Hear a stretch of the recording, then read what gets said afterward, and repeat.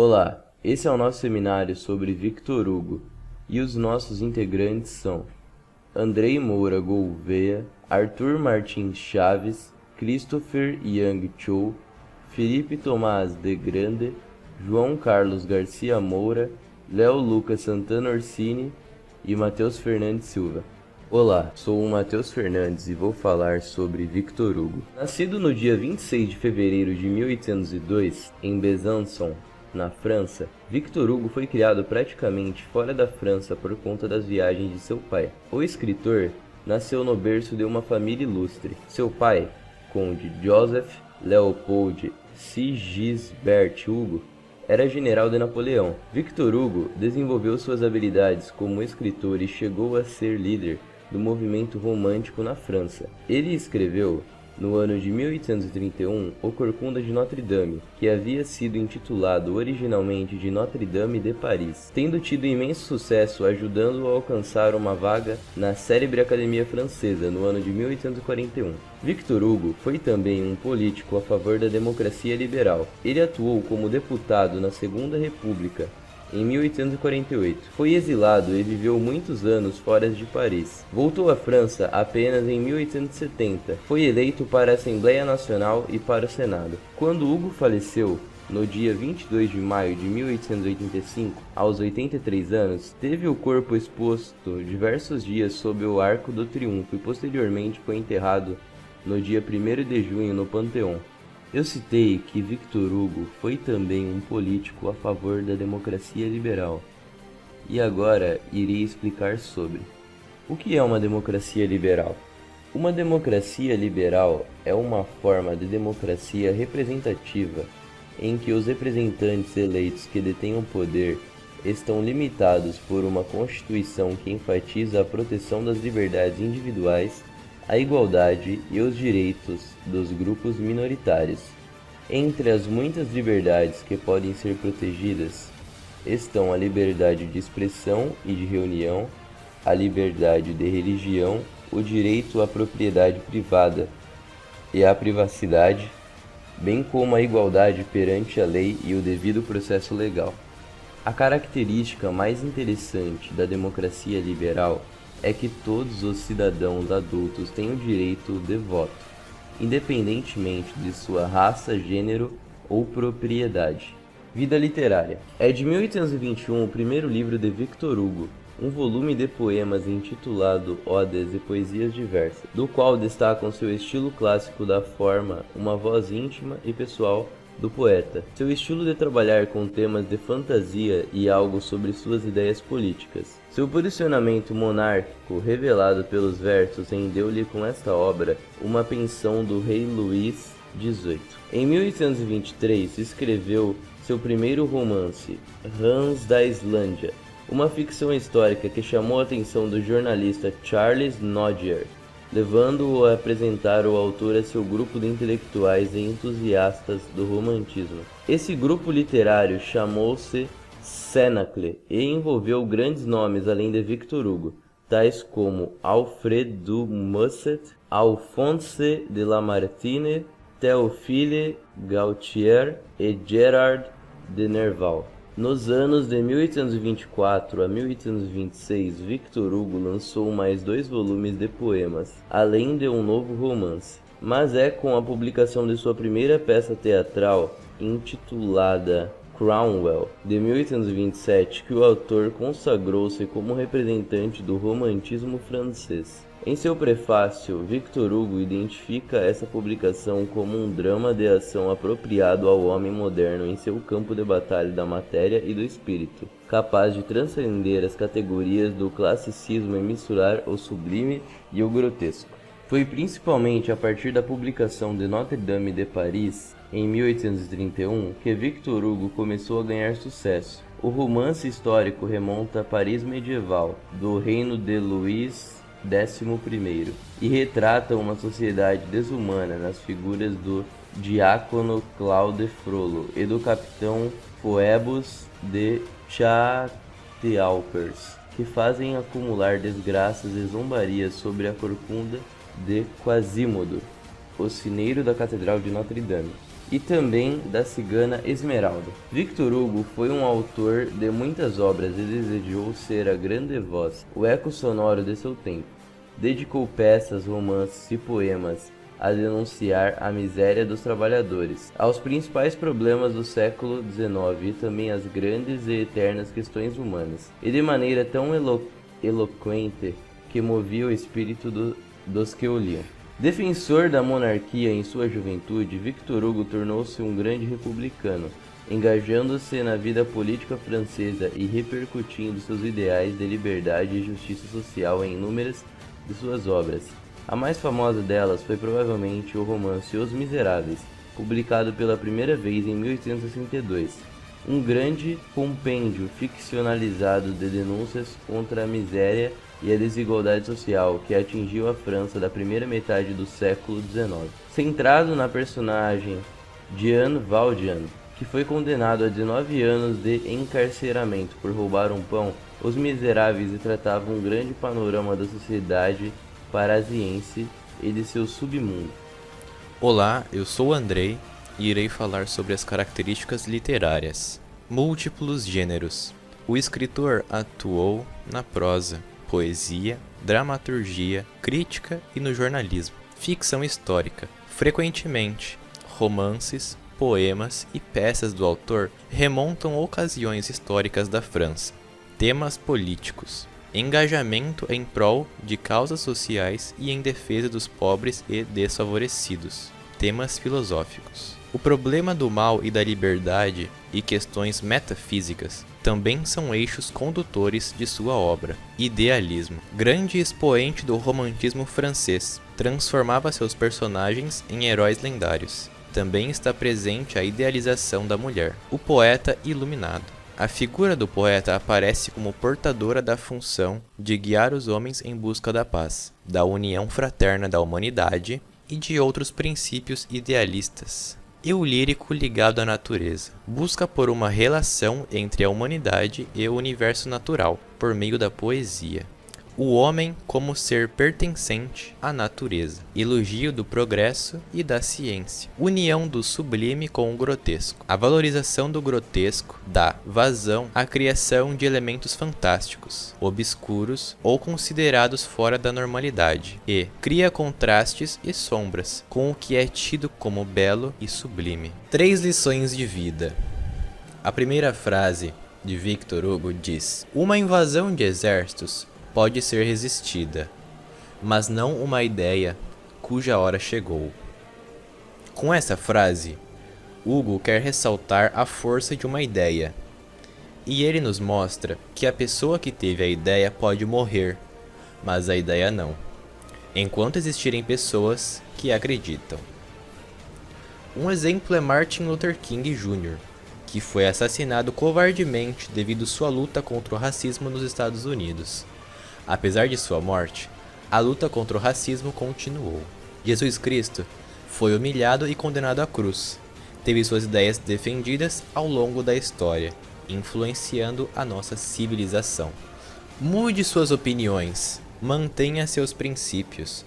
Mude suas folhas, mantenha suas raízes intactas. Hugo quer dizer com essa frase que você pode mudar sua opinião e assumir que estava errado, mas jamais deve mudar os seus princípios. Essa frase casa perfeitamente com os políticos, que mudam de discurso a todo momento para enganar o povo. Mas, se seus princípios nunca foram de ajudar o povo, ele pode mudar o discurso quantas vezes quiser, que nunca será fiel às coisas que promete. Um homem não está ocioso porque está absorvido no pensamento. Existe trabalho visível e trabalha invisível. Victor Hugo nos ensina com essa frase que no mundo existem pessoas e profissões muito valorizadas e pessoas e profissões que são desvalorizadas e até consideradas invisíveis. Isso ocorre por conta de uma visão de mundo que anda em rota, que só enxerga as coisas pelo prisma do resultado financeiro e ou da fama. Filosofia, arte, por exemplo, para muitos é coisa de quem não sabe o que quer fazer da vida. Há muitas línguas para falar e poucas cabeças para pensar. Estão convencendo o mundo que pensar é algo que não serve para nada, que refletir não dá dinheiro, que é a única coisa que importa para a maioria das pessoas. Olá, eu sou Felipe Tomás e eu vou falar sobre Os Miseráveis, um livro de Victor Hugo. Os Miseráveis, no original Les Misérables, foi uma obra-prima publicada pelo autor francês Victor Hugo no ano de 1862. Celebrado como um clássico que venceu o tempo, o texto transcendeu as páginas do livro e foi adaptado inúmeras vezes para o cinema e para o teatro. A história é passada na França durante o século XIX. Os cenários são descritos com extrema riqueza de detalhes. O protagonista, Jean Valjean, é um homem comum que se vê obrigado a alimentar a sua família faminta e, para tanto, rouba um pão da vitrine de uma padaria. O jovem é condenado a 5 anos de prisão por furto e arrombamento. O passado do rapaz era trágico. Jean ficou órfão do pai e da mãe quando ainda era criança, tendo sido criado por uma irmã mais velha que já tinha 7 filhos. Assim que a irmã ficou viúva, o irmão torna-se o arrimo da família. Como tenta inúmeras vezes fugir da prisão e tem um notável histórico de mau comportamento. Valjean é condenado a trabalhos forçados por 19 anos. Ao deixar a prisão, é rejeitado por onde passa, pois todos o temem devido ao seu passado violento. Jean é expulso de hospedarias e rejeitado em casas particulares quando toca a campainha. Por fim, é abrigado por um bispo, um homem generoso que o acolhe. Valjean, porém, decepciona aquele que o acolheu após roubar castiças e talheres. Quando é capturado pela polícia, no entanto, recebe o perdão do bispo, que mente para as autoridades ao afirmar que havia dado os objetos de presente para o antigo prisioneiro. A partir desse momento, Valjean resolve mudar de vida, passando a ser um homem honesto e de bem. O antigo delinquente muda de identidade e torna-se dono de uma fábrica na Alemanha, onde ninguém conhece o seu passado obscuro. Apesar de ter conseguido construir um novo destino, Valjean vive assombrado pela possibilidade de ser reconhecido. O inspetor Javert, um sujeito aficionado pela justiça, anda à sua procura durante diversos anos. Na fábrica, Valjean conhece a pobre Fantine, uma moça que engravidou de um estudante e foi abandonada. A jovem resolve dar à luz a Cosette, mas precisa deixá-la sob os cuidados de Thénardier. Com o salário que recebia na fábrica, enviava mensalmente uma mesada para a menina, sem saber que os responsáveis por cuidar dela a agrediam. Quando o supervisor da fábrica descobre o passado de Fantine, demite a moça diante de tal cenário. A jovem vê-se obrigada a vender os próprios cabelos, os dentes e chega a se prostituir. Valjean, quando fica a par da história, decide adotar a menina. Cosette é criá-la como filha. Cosette cresce e casa-se com o jovem idealista Marius.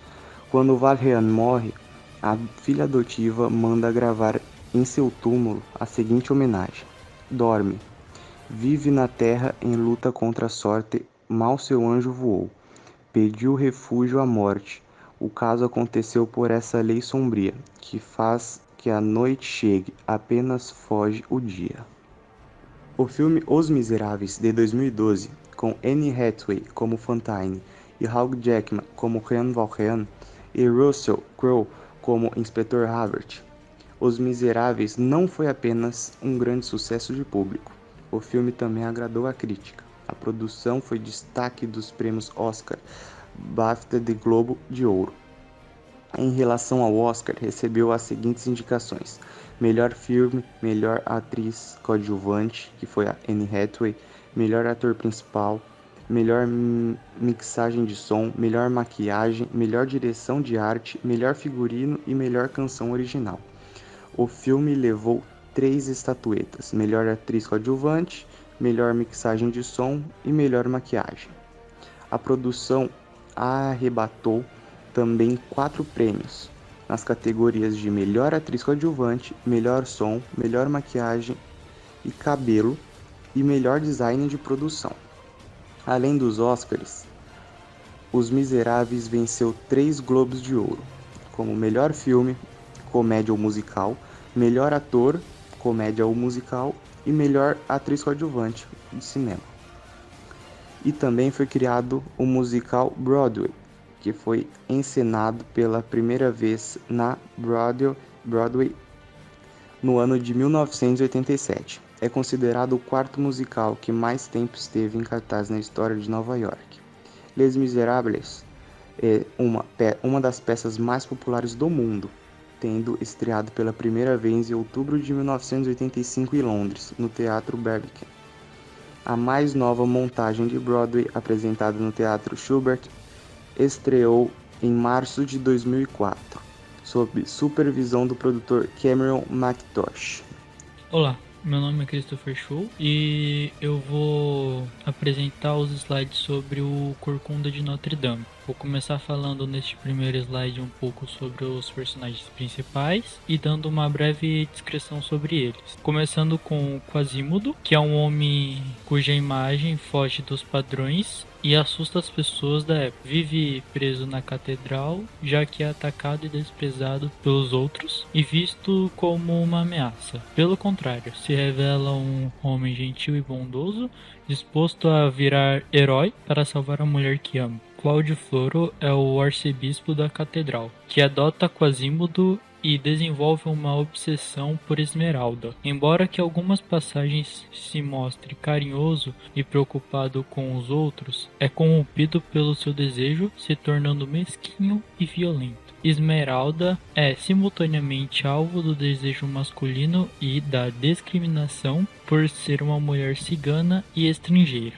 Apaixonada por Febo, um guarda comprometido, desperta a paixão de Frollo, que acaba por conduzi-la a um destino trágico. Febo, o capitão da guarda real, é um homem que está em um relacionamento amoroso com Flor de Lis, mas finge corresponder o amor de Esmeralda porque sente desejo sexual por ela. Acaba morrendo por isso, vítima dos ciúmes de Frollo, que consegue incriminar Esmeralda. Bom, agora eu vou falar um pouco sobre o Corcunda de Notre Dame, o livro em si, e alguns aspectos sobre ele. Ele foi publicado pelo Victor Hugo em março de 1831. O título original é Notre Dame de Paris ou Nossa Senhora de Paris. A obra mais conhecida como O Corcunda de Notre Dame, e ela tem o cenário principal a Catedral de Notre Dame, e ela contribuiu também para uma maior valorização do local e dos monumentos do período pré-renascimento e da arquitetura gótica, né?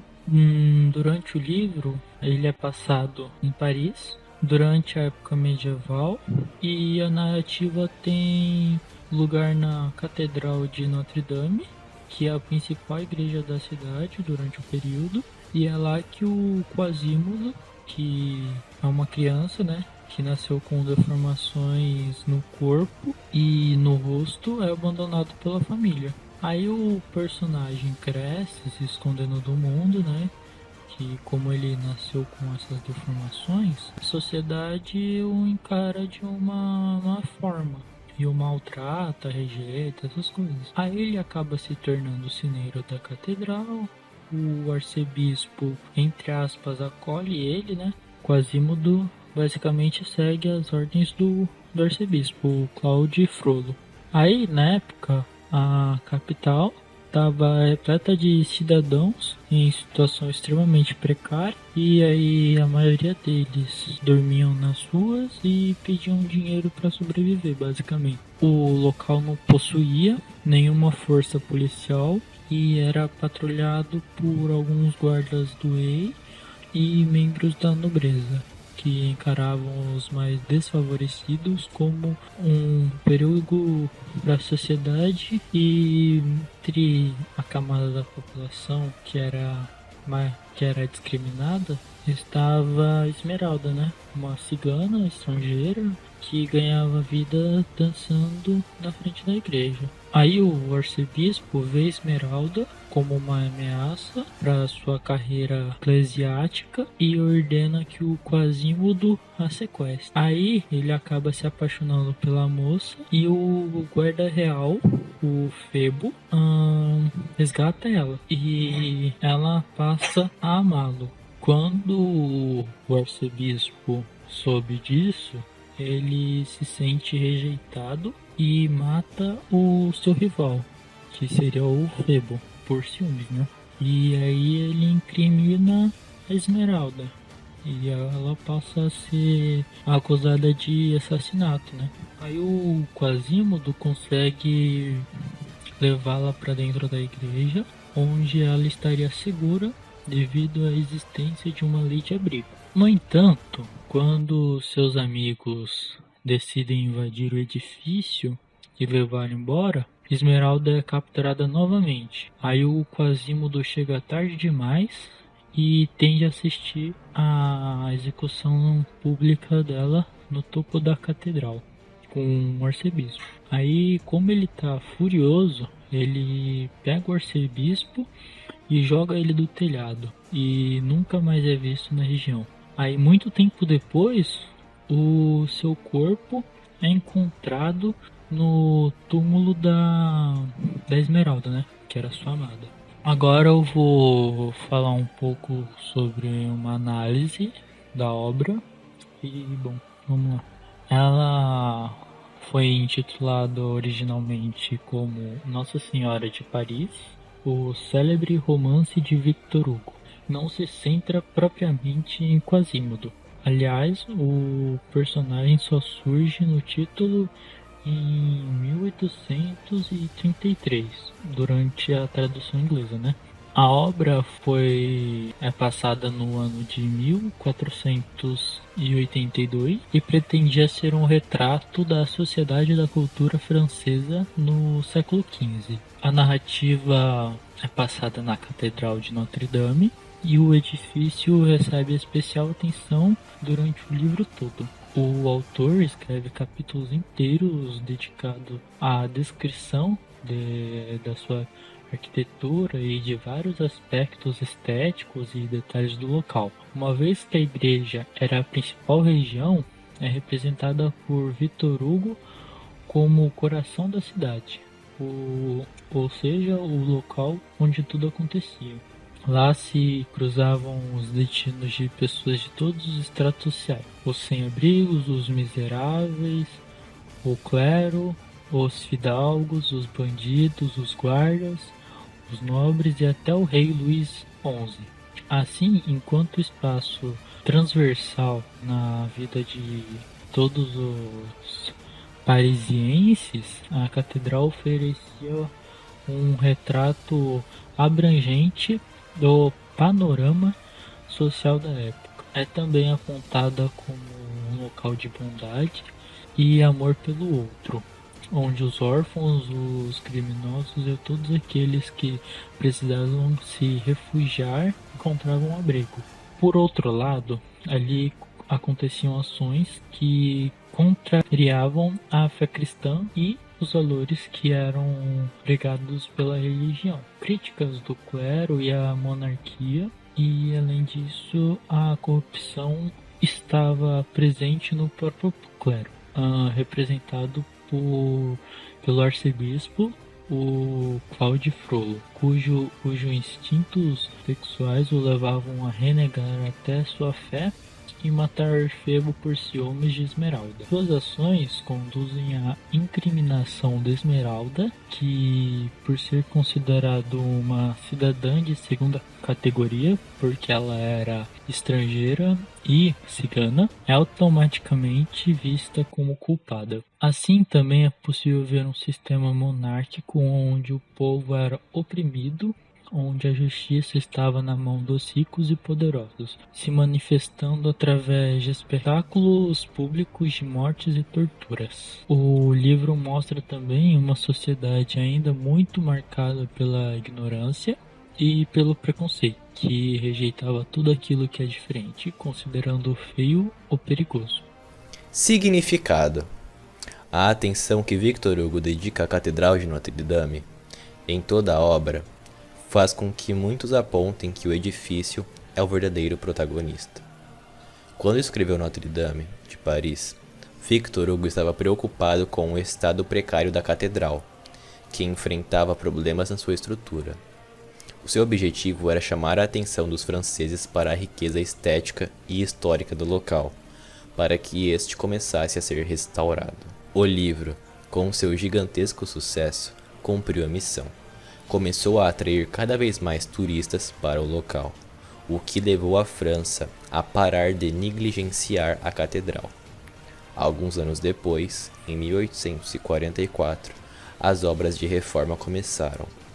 Embora aquilo que tenha ficado mais presente no imaginário coletivo seja a figura de Quasimodo, a catedral e o livro de Victor Hugo passaram a estar para sempre ligados nas nossas memórias. Mas, e se Quasimodo for a própria catedral? Algumas interpretações defendem que a figura do Corcunda seria uma metáfora para falar do edifício, que era visto como decadente e feio, sendo desprezado pelos locais. Victor Hugo contribuiu largamente para a valorização da Catedral de Notre-Dame, tornando-a mais célebre e transformando-a na eterna morada de Quasimodo. Até hoje, é impossível olharmos para ela e não imaginarmos o sineiro no topo. Adaptações da obra. O romance de Victor Hugo tem sido adaptado e a história de Quasimodo continua a ser contada através das gerações. Corcunda de Notre-Dame virou ópera, cinema mudo e até um filme de animação da incomparável Disney. Referências bibliográficas. Aqui nós temos algumas das fontes que foram utilizadas para a criação deste seminário. A primeira foi Cultura Genial, Os Miseráveis, Super Leituras, 3 lições de Victor Hugo, Cultura Genial, livro Os Miseráveis, de Victor Hugo, Infoescola, O Corcunda de Notre-Dame, Cultura Genial, livro O Corcunda de Notre-Dame, de Victor Hugo. Agradeço a todos que vieram até aqui e até mais.